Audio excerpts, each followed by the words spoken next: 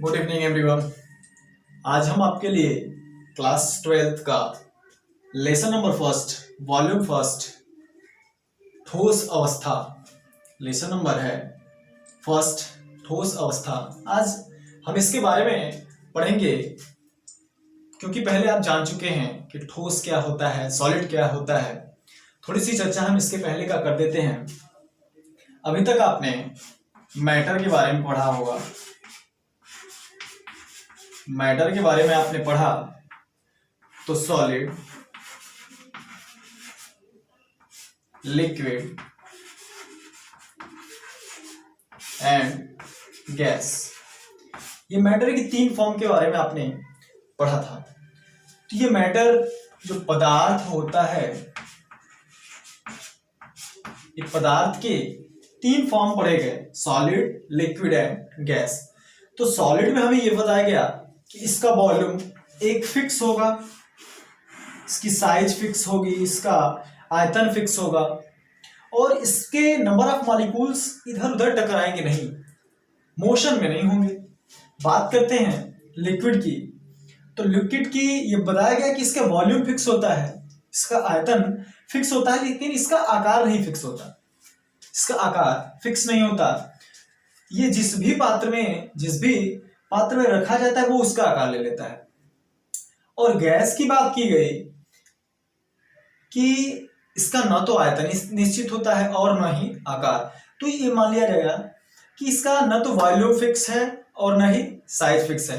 तो तीनों में डिफरेंस था। जो नंबर ऑफ मॉलिक्यूल्स के बीच अट्रैक्शन था, जो अट्रैक्शन फोर्स था, वो सबसे ज्यादा जो है सॉलिड के बीच लगा, इससे कम लिक्विड के बीच लगा और इससे सबसे कम लगभग नेग्लिजिबल माना जाए तो इसमें लगा। तो आप इसके बारे में पिछली कक्षाओं में पढ़ चुके हैं। तो स्पेशली आज हम डिस्कस करेंगे सॉलिड के बारे में, जो हमारा पहला चैप्टर है सॉलिड, जिसे हम ठोस सॉलिड।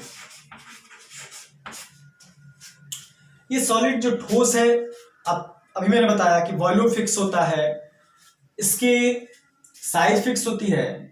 तो इसके आपको दो नई चीजों के बारे में पढ़ना है।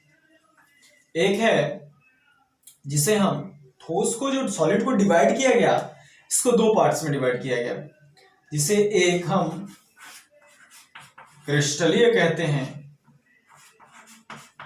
क्रिस्टलीय सॉलिड, क्रिस्टलीय ठोस और अक्रिस्टलीय ठोस।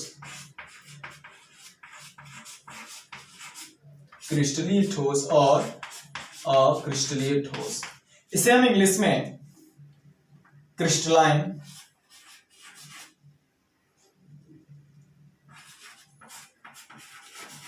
Crystalline state, crystalline solid and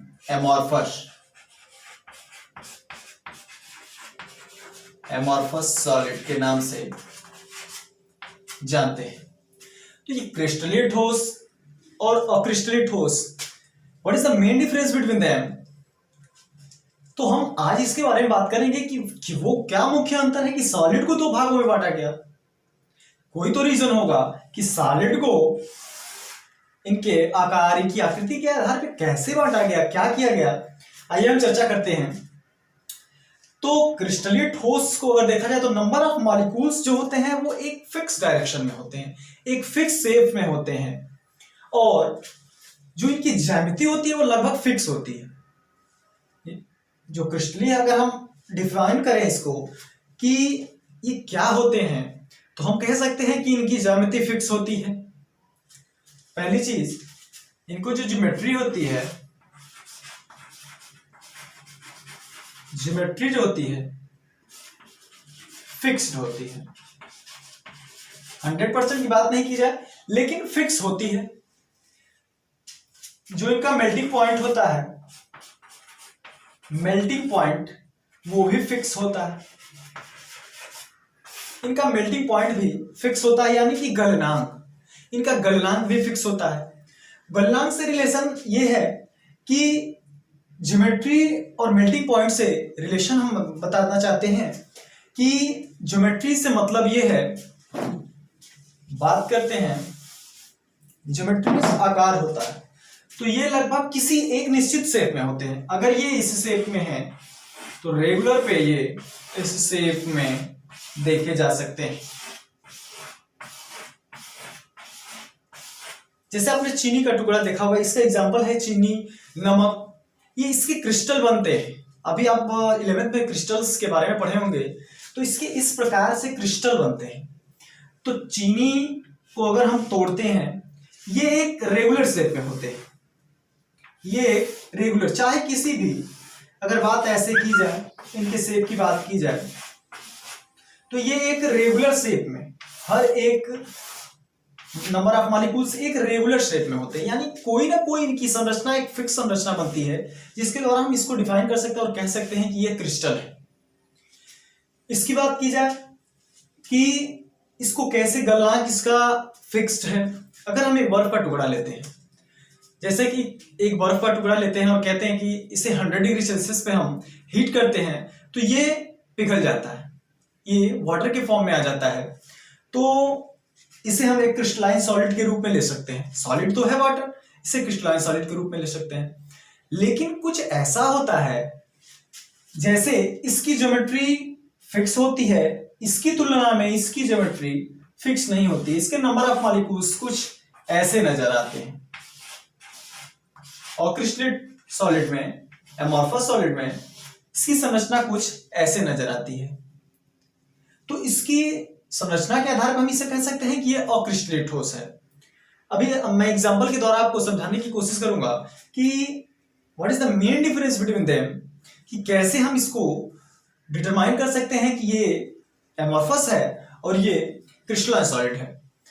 तो जैसा कि एक रेगुलर शेप में होते हैं और इनका शेप अनरेगुलर होता है, जो कि देखिए आप देख सकते हैं कि इनका शेप रेगुलर नहीं है। तो इस शेप में आप देखे होंगे रबर को, अगर हम किसी चाकू से, किसी हथौड़े से वार करते हैं, अगर चीनी का एक क्रिस्टल लेते हैं, उस पर हम वार करते हैं सॉलिड को, तो एक निश्चित आकार में टूटता है, एक निश्चित आकार में टूटता है, जो कि ये अक्रिस्टलीय ठोस के साथ, अक्रिस्टलीय सॉलिड के साथ ऐसा नहीं होता है।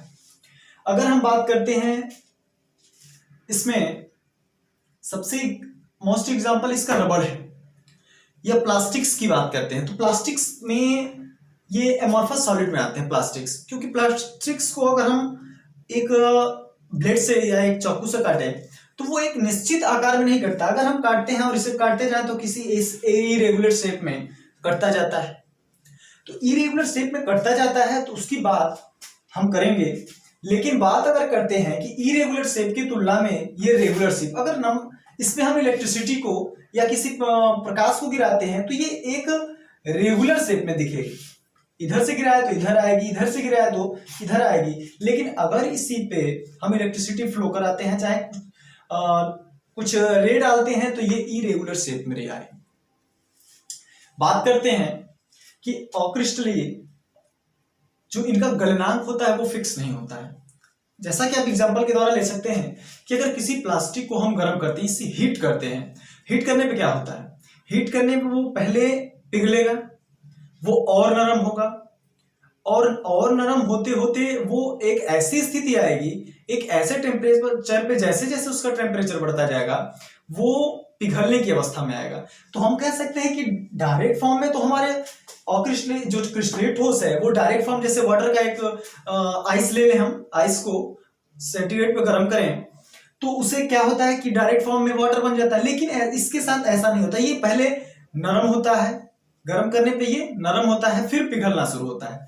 तो जैसे आप प्लास्टिक्स की बात कर लिए, प्लास्टिक्स एमॉर्फस सॉलिड में आएगा, और प्लास्टिक्स के अलावा रबर देख लीजिए, रबर को आप खींचेंगे तो मुलायम होता है। तो यही कारण है कि जो एमॉर्फस सॉलिड होते हैं वो थोड़े सॉफ्ट होते हैं। आप इन्हें लिक्विड की भी श्रेणी में रख सकते हैं कि जैसे फ्लो तो नहीं होता, पूरी तरह लिक्विड भी नहीं है और पूरी तरीके से सॉलिड भी नहीं होता है।